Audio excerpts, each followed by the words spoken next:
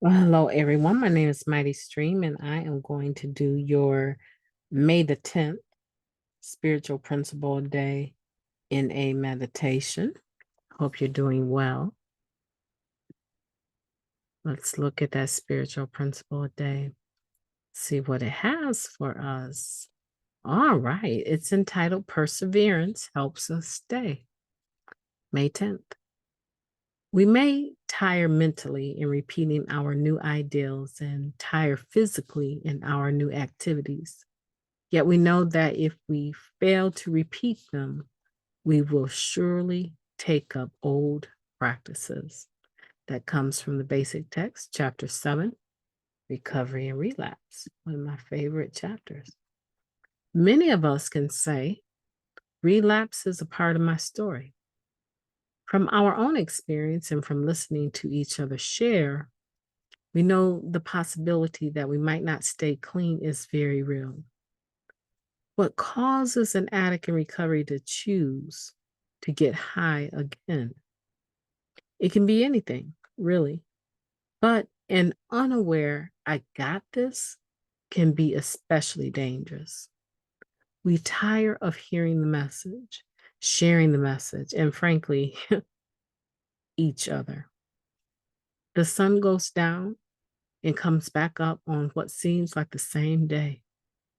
We become increasingly cranky and unfulfilled, having become disillusioned with life clean, but without recovery.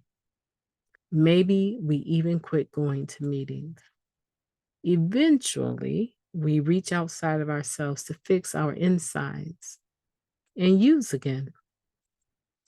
When we come back to the rooms, we tell our story of complacency and sitting on that step work. While there are endless versions of the relapse story, we all have heard the ones that don't have happy Narcotics Anonymous endings. Not everybody makes it back to NA and has the opportunity for another go at recovery.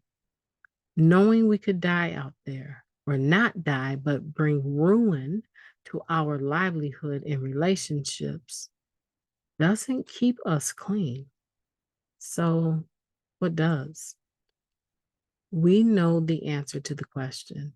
It's pushing through with the basics of steps, service, sponsor, and a higher power. It's breathing life into our recovery in whatever ways we can. Start a new meeting, take on another sponsee, read the daily SPAD entry.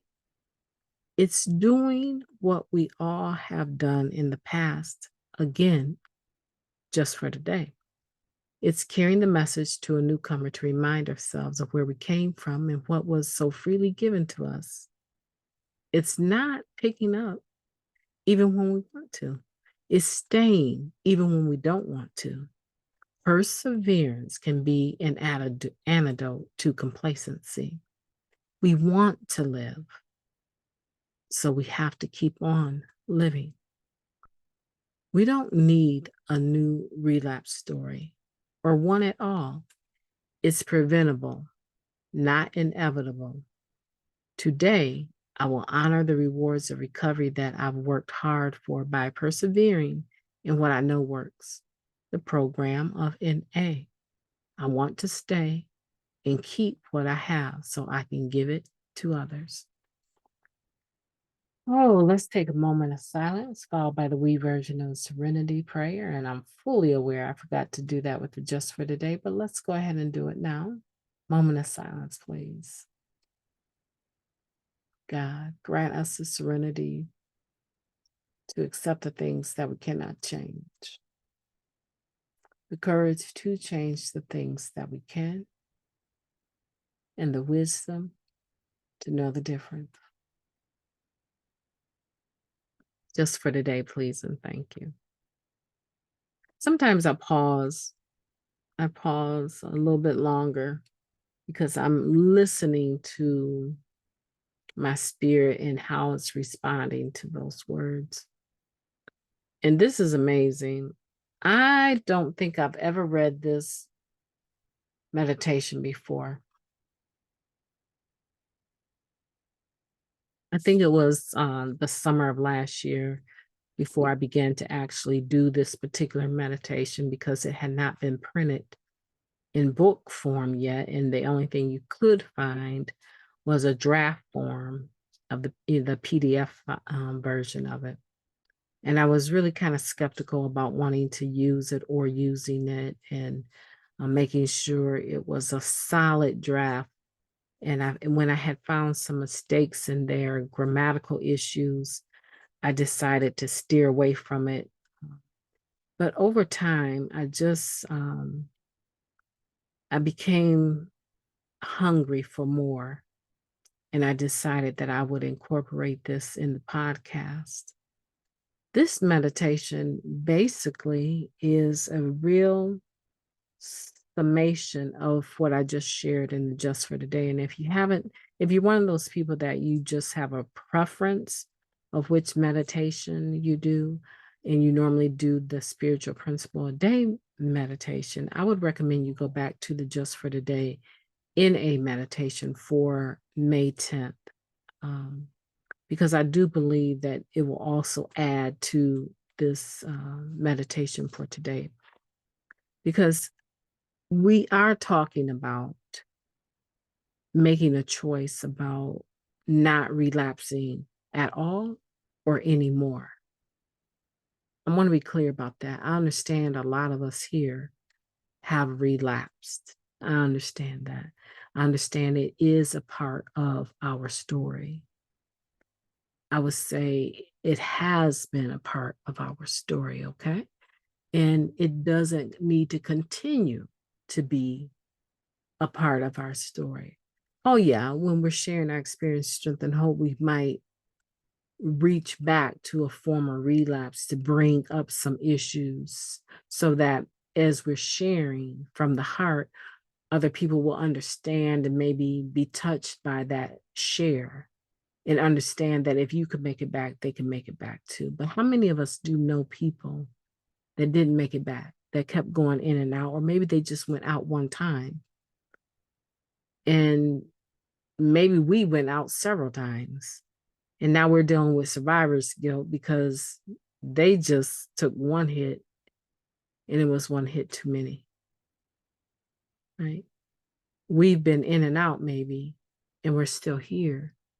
And we're wondering why they didn't get another chance and we did. I'm not sure. I don't have the answer for that. I just know it happens that when we go out and we begin to delve back into that lifestyle, all bets are off. We don't know when we're going to stop using, and we don't know what's in what we're using. And it's possible whoever is selling whatever they're selling to us may not know. I mean, you know how many millions of dollars and millions of pills of fentanyl are coming in disguised as other pain medications? It's like almost there's a hit on the citizens of our country. The fentanyl overdoses are ridiculous. And yes, they're catching so many smugglers. I mean, people are literally driving vehicles and shoving sealed bags of fentanyl into their gas tanks. And they're getting caught, but you can believe that for all of the millions of pills that are getting into our country that are being caught, there's many more that are not. And sometimes just that one wrong decision, that one bad decision, that one need to escape our reality and try to transform it with an illusion of a high can be detrimental. Not everyone is going to have a Narcan kit to try to help you from an overdose,